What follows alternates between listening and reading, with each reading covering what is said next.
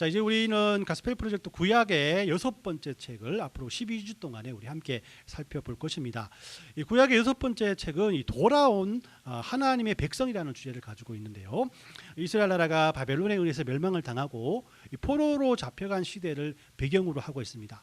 이를 그 성경 신학자들은 포로 시기와 귀환 시기라고 부르는데, 이 구약의 성경 중에는 에스라와 또 느헤미야, 그리고 다니엘부터 에스더, 그리고 말라기까지가 이에 속한다라고 할 수가 있습니다. 자, 오늘은 우리가 잘 아는 이 다니엘과 세 친구의 이야기를 여러분들과 함께 나누고자 하겠습니다. 이 다니엘이라 하면은 솔로몬과 더불어서 학원 이름으로 가장 많이 쓰이는 이름입니다. 그죠? 우리 다 알듯이 다니엘 학습법이라는 유명한 책도 있고요. 전 세계 라이브로 진행되는 다니엘 기도회라는 그런 기도회도 유명한 기도회가 있지 않습니까? 그러나 이 초등학교 다닐 때 이 교회에서 들었던 다니엘의 이야기는 바벨론의 포로로 잡혀간 그들의 친구들이 믿음을 지키기 위해서 풀무불에도 들어가고 사자굴에도 들어가는 그런 모험 가득한 이야기로 이렇게 봤던 그런 기억들이 있습니다. 그런데 우리가 나이가 들고 또 철이 들고 사회생활을 하고 가정을 꾸리면서 다니엘의 이야기는 세상 속에 살아가는 그리스도인들의 생존기와 같다, 그런 느낌이 들어집니다. 아니, 그렇게 느껴야 하는 성경이라고 할 수가 있습니다. 우리가 읽은 다니엘의 1장의 배경은 참으로 암담하다고 할 수가 있어요. 유다 왕 여호야김 시대에 바벨론의 느부갓네살 왕이 예루살렘을 점령하고 성전의 기구들을 이방 신전으로 옮겼고, 또 나라의 미래인 청년들을 포로로 끌어갔다라고 이렇게 말을 하죠. 그리고 그 청년들 중에 다니엘과 세 친구도 있었다라고 성경 우리에게 말을 합니다. 포로로 사람을 잡아갔다는 것은 단순히 전쟁에 패했다라는 그런 의미로 받아들일 수도 있겠지만은, 그곳에서 바벨론의 종교와 문화를 강요받았고, 어떤 면에서는 이 정신 차리지 않으면 하나님의 백성이 아니라 바벨론의 신인 야쿠와 또 누고의 사람으로 변하게 되는 삶을 살기 때문이라고 할 수가 있어요.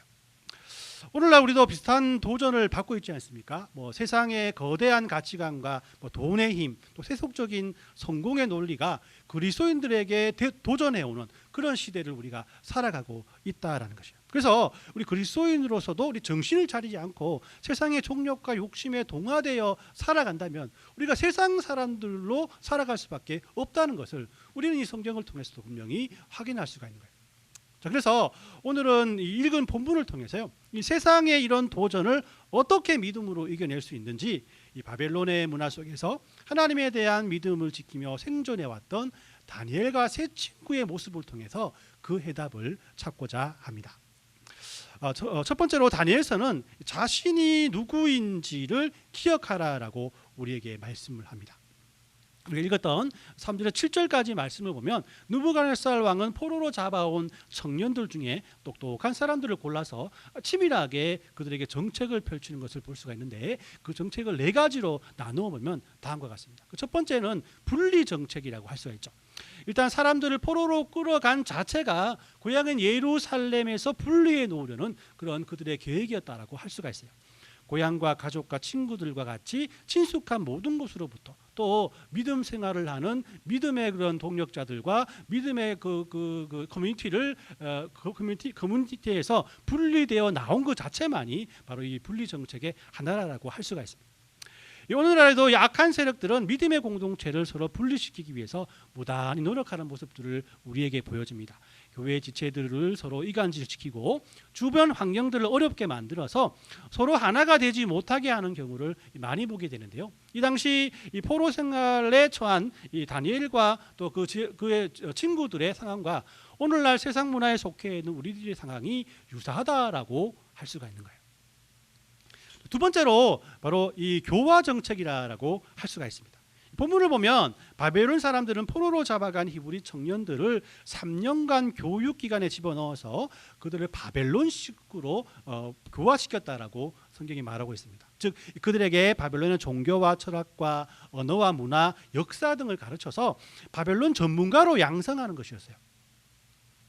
세 번째는 동화 정책이라 할 수 있죠, 그죠?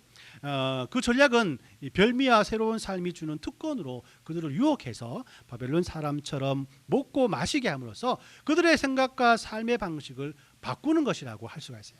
이 다니엘서 1장 5절 말씀을 읽어보면 같이 읽어봅니다. 시작.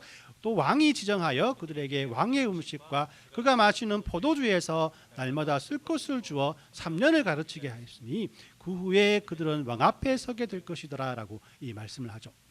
자, 오늘날 생활 방식과 문화 방식은 다양하게 변하고 빠르게 변하고 있습니다. 이런 시대의 조류에서 그리스도인들은 그 시대의 조류에 많은 영향력을 받죠. 시대가 흐르고 흐를수록 변하면 변할수록 그 시대의 사회적 요청을 따라가지 않으면 후퇴되고 도태된다라고 우리를 가르치고 있습니다만은, 그렇다고 해서 그리스도인들이 그런 시대의 조류에 분명히 따르고 또 그것을 위해서 노력한다면은 바른 그리스도인의 삶을 살아갈 수가 없는 것이 이 세상이 우리에게 주는 도전이라고 할 수가 있는 거예요. 마지막으로 이 정체성을 바꾸는 정책이라고 할 수가 있습니다.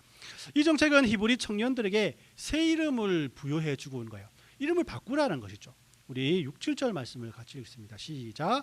그들 가운데 유다 자손 곧 다니엘과 하나냐와 미사엘과 아사라가 있었더니 환관장이 그들의 이름을 고쳐 다니엘은 벨드사살이라 하고 하나냐는 사드락이라 하고 미사엘은 메삭이라 하고 아사라는 아벳누고라 하였더라라고 이 말씀을 합니다. 다니엘과 하나냐와 미사엘과 아사라는 그들의 히브리 이름이었죠. 근데 그들은 바벨론에 오자마자 이 바벨론 사람들이 그런 히브리식 이름을 버리고 바벨론식으로 이름을 다시 지어주는 모습을 우리에게 보여줍니다. 그 이름의 뜻은 다음과 같다고 할 수 있는데요. 자, 다니엘은 하나님은 나의 재판관이라는 뜻을 가지고 있습니다. 그런데 베엘신이여 그의 생명을 보존하소서라는 벨드사사라는 이름으로 바꾸라고 강요를 하죠. 또 하나는 여호와는 은혜로우시다라는 그런 의미를 갖고 있는데 태양의 신에 영감을 가진 사람이라는 사드락으로 이름을 바꾸라 합니다. 또 미사일은 누가 하나님과 같을까라는 그런 의미를 가지고 있는데 누가 아쿠신과 같을까라는 메삭이라는 이름을 바꾸고, 또 아사라는 여호와께서 도우셨다라는 그런 의미를 가지고 있는데 느고 신의 종이라는 아벳누고라는 이름으로 바꾸라라고 명령을 하게 된 거예요. 여러분들, 이름을 바꾼다는 것은 그들의 정체성을 지우겠다는 뜻 아니겠습니까? 너희는 이제 하나님의 아들이 아니라 하나님의 백성들이 아니라 바벨론의 신들의 종이다라고 그들을 세뇌시키는 것이고, 또 그 세뇌에 따라서 그들의 삶을 살아가게끔 하는 것이 이들의 정책이었다라고 할 수가 있습니다. 일제강점기 때 한국 사람들의 이름을 일본 사람들이 바꾸는 우리 창씨개명이라는 정책을 일본 사람들이 썼지 않습니까? 여기에 많은 사람들이 이름을 바꾸지 않고 한 거였죠. 왜 그렇습니까? 이름을 바꾸면은 일본 사람이 되는, 일본 사람의 생각을 하고 일본 사람들의 삶을 살아가기 때문이라고 할 수가 있는. 그렇습니다. 이 세상은 끊임없이 우리에게 새로운 이름을 부여하고 있습니다. 너는 연봉으로 증명되는 존재야. 너는 구독자 수로 평가되는 사람이야. 너는 실패자야라고 계속해서 우리에게 속삭입니다. 그러나 우리는 기억해야죠. 세상이 우리를 무엇이라고 부르든지 우리의 진짜 이름은 하나님의 자녀이다. 다니엘은 이름이 비록 바뀌어졌지만은 그럼에도 불구하고 그의 마음 중심에는 여전히 그의 다니엘이라는 의미처럼 하나님은 나의 재판관이시다라는 고백을 가지고 항상 살아갔던 사람이었다라고 할 수가 있는. 그러면 우리들의 진짜 정체성은 어디에서 와야 하는 것일까요? 성경을 보면 하나님의 백성들이 바벨론의 침략을 받아 포로로 잡혀간 것 같이 이게 보이게 됩니다. 그렇지만은 다른 관점으로 이 사실을 바라본다면은 그들은 붙잡혀간 것이 아니라 하나님의 백성으로서 우상이 가득한 바벨론 땅에 하나님의 군대로 파송된 것이라고 또 우리가 생각할 수가 있다는 것입니다. 마치 예수님께서 부활하시고 승천하신 후에 예루살렘에 큰 핍박이 일어나 많은 그리스도인들이 주변의 이방 국가로 흩어진 것이 이 초대교회의 디아스포라가 되어서 도리어 예수님을 전하는 전초기지가 되었던 것처럼 히브리 청년들은 그렇게 하나님의 부르심을 입은 자들로서 그 히브리 사람들이 거기에서 핍박당하러 간 것이 아니라 바벨론을 변화시키러 갔다라고도 볼 수 있다라는 것입니다. 그렇기 때문에 하나님의 군대에서 가장 중요한 것은 내가 누구인가라는 자신의 정체성이라고 하셨습니다. 다니엘과 세 친구들은 바벨론의 분리 정책과 교화 정책과 동화 정책 속에서 우리는 하나님의 백성이다, 하나님의 자녀라라는 그들의 정체성을 잃어버리지 않았다는 겁니다. 이런 그들의 태도는 우리들을 변화시키려는 세상의 문화의 그런 압박 속에서 우리들은 어떻게 살아가야 할 것인가를 분명히 보여준다고 할 수가 있습니다. 우리는 세상의 유혹에 굴복하지 않고 우리는 하나님의 자녀이다라는 믿음의 정체성을 늘 고수하고 자신이 누구인지를 기억할 줄 알며 살아가야 한다라고 성경 우리에게 말씀하고 있는 겁니다. 두 번째로 거룩함을 지키기 위해서 위험을 감수하라라고 다니엘은 우리에게 말씀하고 있습니다. 8절 말씀을 같이 읽어봅니다. 시작. 다니엘은 뜻을 정하여 왕의 음식과 그가 마시는 포도주로 자기를 더럽히지 아니하리라 하고 자기를 더럽히지 아니하도록 환관장에게 고하니라고 말하죠. 자, 다니엘은 이런 바벨론의 환경 속에서도 뜻을 정하여 왕의 음식과 포도주로 자기를 더럽히지 아니하리라라고 결단했다라고 말씀을 합니다.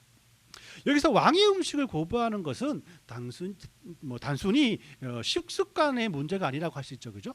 당시 왕의 식탁에 오르는 모든 음식들은 우상에게 먼저 제물로 바쳐진 것들이었고, 그렇기 때문에 이 바벨론 왕과 그의 신에게 절대적으로 복종한다라는 서약과도 같은 것이 왕의 음식을 먹는 것이라고 할 수가 있는 거예요. 다니엘과 친구들은 이 음식을 거절함으로써 생명의 위협을 감수하게 됩니다. 왕의 명령을 거역하는 것은 포로는 언제든지 처형할 수 있는 그런 상태이기 때문이죠. 하지만 그들은 이런 안락한 삶보다는 거룩한 삶을 선택했다라고 성경은 우리에게 말씀하고 있습니다. 그렇습니다. 이 세상은 신앙은 편안함을 추구하는 것이라고 우리에게 말씀합니다. 그러나 하나님은 우리에게 거룩함을 추구하는 것이 신앙의 생활이라고 말씀을 하죠. 때로는 직장에서 부당한 관행에 대해서 아니야라고 말할 때 불이익을 당할 수 있습니다. 친구들 사이에서 그리스도인답게 행동하며 살아갈 때 소외당할 수도 있어요. 하지만 그럼에도 불구하고 믿음을 지키려면 우리는 거룩함을 위해서 기꺼이 위험을 감수할 수 있어야 한다. 타협은 한 번이 어렵지만 그 다음은 쉽게 되는 것이 우리의 모습이기 때문이라고 할 수 있습니다. 처음부터 뜻을 정하는 것이 그래서 우리가 살아갈 길이요 그리스도인의 삶으로 이 세상을 살아가는 길이라고 성경이 우리에게 강조하고 있다는 것이에요. 자, 그러나 이런 생각을 하다 보면 우리는 왠지 홀로 된 기분을 느낄 때가 많습니다. 자신만이 다른 길로 가고 이 세상은 다른 길로 간다. 그러면 우리는 어떤 면에서는 왕따의 삶을 살지 않을까 그런 고민을 할 때가 많다는 것이죠. 하지만 하나님은 이런 우리들을 그냥 내버려 두시지 않으시고 그런 마음으로 하나님의 길을 가는 모든 사람에게 하나님께서는 그런 돕는 사람을 붙여주시고 환경을 바꾸어 주셔서 이런 우리의 결심을 잃어버리지 않게 우리에게 힘과 용기를 주는 하나님이시라는 것을 우리는 말씀을 통해서 분명히 발견할 수 있어야 돼요. 다니엘도 마찬가지였습니다. 다니엘이 이런 결정을 내리기에 얼마나 어려웠겠습니까? 위험을 감수하고 내린 이 결정이 하나님의 마음에 합당한 것이라면 하나님께 틀림없이 돕는 자를 보내줄 것이다 라는 생각으로 이렇게 그는 고백하고 있습니다. 9절 말씀을 같이 읽어봅니다. 시작. 하나님이 다니엘로 하여금 환관장에게 은혜와 긍휼을 얻게 하신지라 라고 고백을 하죠. 자, 이런 다니엘의 결정을 들은 환관장은 분노하고 그 자리에서 그를 죽일 수도 있었지만은 도리어 은혜와 긍휼을 얻게 도와주었다라고 성경이 우리에게 말씀하고 있는 거예요.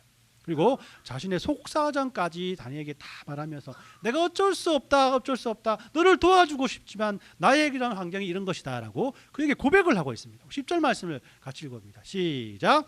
환관장이 다니엘에게 이르되 내가 내 주 왕을 두려워하노라. 그가 너희 먹을 것과 너희 마실 것을 지정하였는즉 너희 얼굴이 소체한 것 같은 또래 소년들만 못한 것을 그가 보게 할 것이 무엇이냐. 그렇게 되면 너희 때문에 내 머리가 왕 앞에서 위태롭게 되리라 하니라라고 말씀을 하죠. 다니엘에게 감명을 받은 환관장은 자신의 처지를 그에게 솔직히 말합니다. 왕이 검사하는 날이 되면 다니엘과 세 친구의 얼굴이 초췌해진다면은 자신의 목이 달아날 수 있다라고 그래 말해요. 비록 도와주지를 못할지라도 다니엘은 환관장은 다니엘의 편을 들어주었다라고 할 수가 있는 거예요. 자, 이처럼 거룩함을 위해서 위험을 감수할 수 있을 때 하나님은 우리를 책임져 주신다고 성경은 분명히 말씀합니다. 그렇기 때문에 그리스도인들은 세상의 방식으로 살아가도록 유혹하는 사람들의 말에 신경 쓰지 말고 하나님의 방식대로 살아가는 데 전념해야 한다라는 것이에요. 마지막으로 하나님의 은혜를 증거할 방법을 찾으라라고 다니엘은 우리에게 충고하고 있습니다. 다니엘은 무작정 못 먹겠습니다라고 소리치며 반항하지 않아요. 하나님은 그 환관장의 어려움도 해결해주고 자신의 이 다니엘의 믿음을 지킬 수 있는 좋은 지혜를 다니엘에게 주셨다라고 성경이 말해요. 그는 환관장에게 정중히 청하면서 열흘 동안 채식과 물만 먹으며 자신을 시험해 보라라고 말을 하는 거예요. 이것은 확신에서 나온 제안이라고 할 수가 있습니다. 그죠? 내가 하나님의 법을 지킬 때 하나님께서 모든 것을 다 책임져 주실 것이라는 확신이에요. 아, 내가 진짜 10일 동안 아무것도 안 먹고 진짜 채소만 먹는데 그죠? 얼굴이 그 왕의 진미를 먹는 사람들과 비교했을 때 혹시 차이가 나지 않을까? 뭐 그것이 원래 그 자연의 법칙 아니겠습니까? 그럼에도 불구하고 그는 하나님께서 자신을 지켜주시고 인도해 주실 것이라는 확신을 가지고 이런 고백을 환관장에게 했다라는 거예요. 15절 말씀을 같이 읽어봅니다. 시작. 열흘 후에 그의 얼굴이 더욱 아름답고 살이 더욱 윤택하여 왕의 음식을 먹는 다른 소년들보다도 더 좋아 보인지라라고 말씀해요. 열흘 후에 보니까 얼굴을 비교해 보니까 뭐 케토 다이어트를 했는지 왕의 음식을 먹는 다른 청년들보다도 더욱 아름답고 윤택해지고 얼굴도 탱탱하고 잘생겨졌더라. 자, 이런 결과로 다니엘과 세 친구는 왕의 진미를 먹지 않고 환관장이 제공하는 또 다른 채식을 하면서 하나님 앞에 죄짓지 않고 그런 영광의 삶을 살아가게 되었다라고 성경이 말하고 있는 거죠.